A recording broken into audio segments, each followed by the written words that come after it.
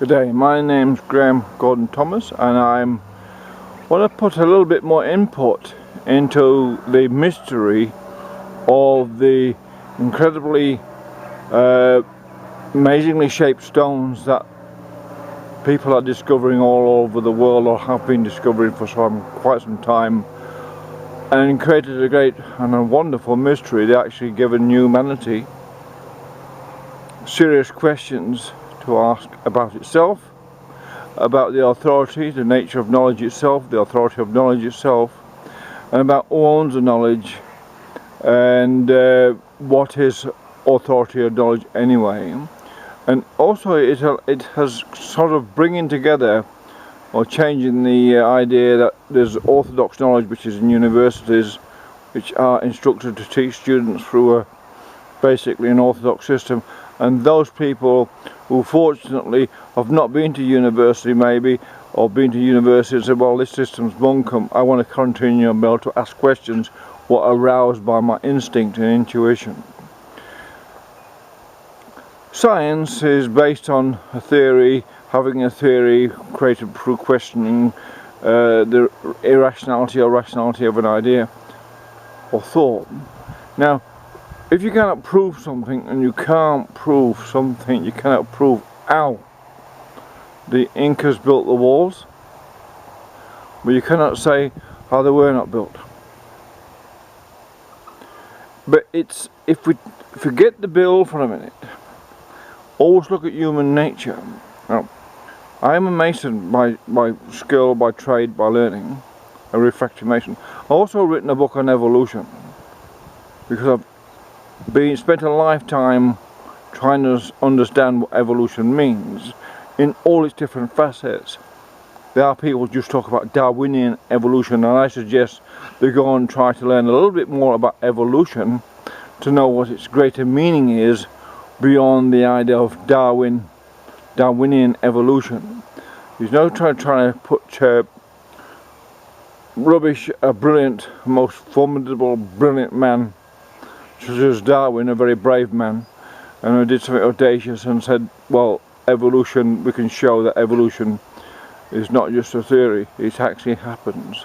But how it happens is a bit more complex to explain than I'm going to do here, although I may do it in the future.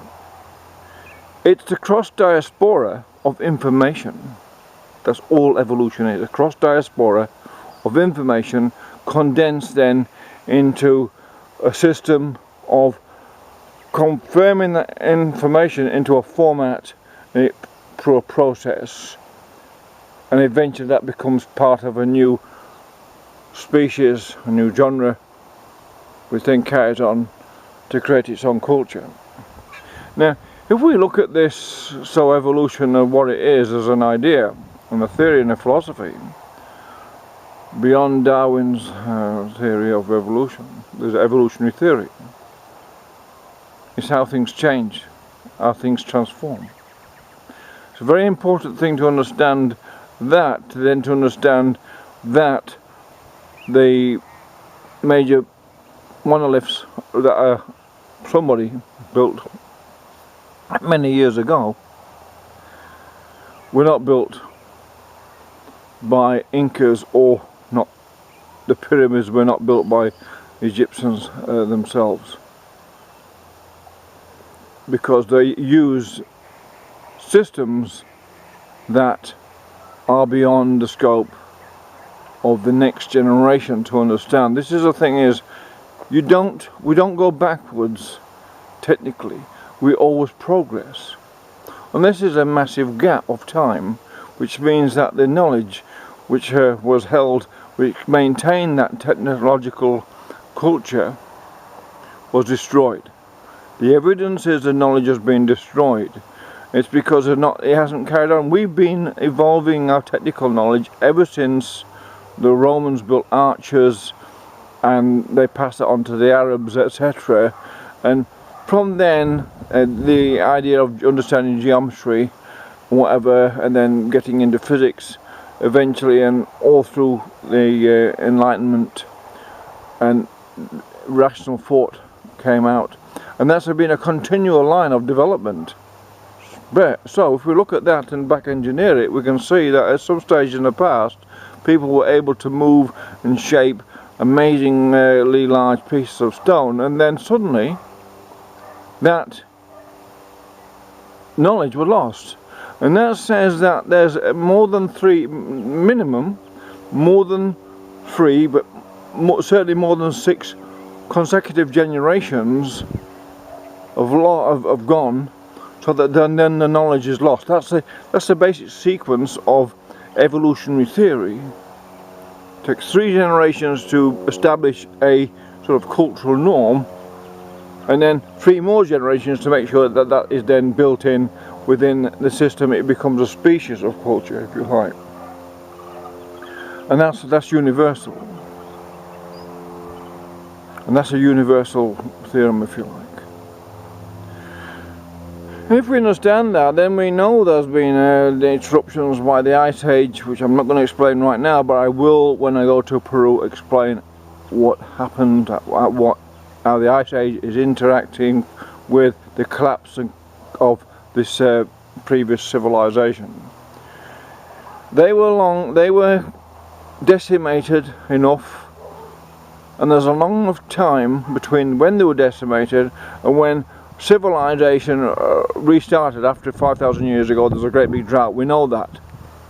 What caused it, it doesn't matter right now. That's not the point of this discussion.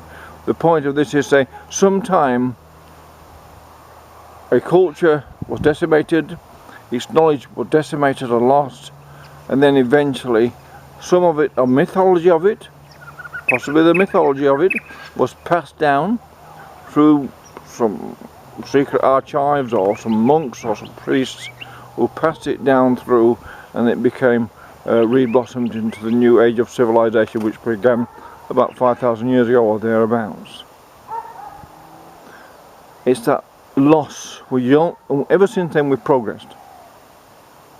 It's a linear across the spiral progress all throughout the world, from the making of stone to shaping of timber to make advanced carpentry, to then eventually that becoming that, then the masons then instructed people so they knew how to then make steel and manufacture steel into bracings for cathedrals and stuff like that, and so on and so forth, till we got modern steam engines, etc. It's been a continual, and that's spread right throughout the world. The fact is, we don't know. No one knows how to move those large stones or shape them. Proves beyond any doubt there's a breaking knowledge. Not only that, as I said in the previous video on this, that if we do find, if say someone does come up upon, say Americans went to somewhere and they found these people with this fantastic knowledge and they could use it, well, the Americans will say, oh, we'll have that, we're superior military, we'll have that, cool, we'll have that, we want that fancy technology you've got, bugger you lot, we'll give you some money for it, whatever, but we'll have that. That has not happened.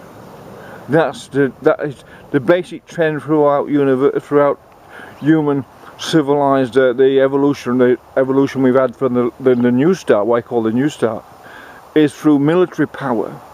The greater technology you have in military wise, the more advanced you can become, like the Romans did. The Romans become brilliant tacticians and great at military events, and so they conquered the world, and they're part of the world, and that's basically how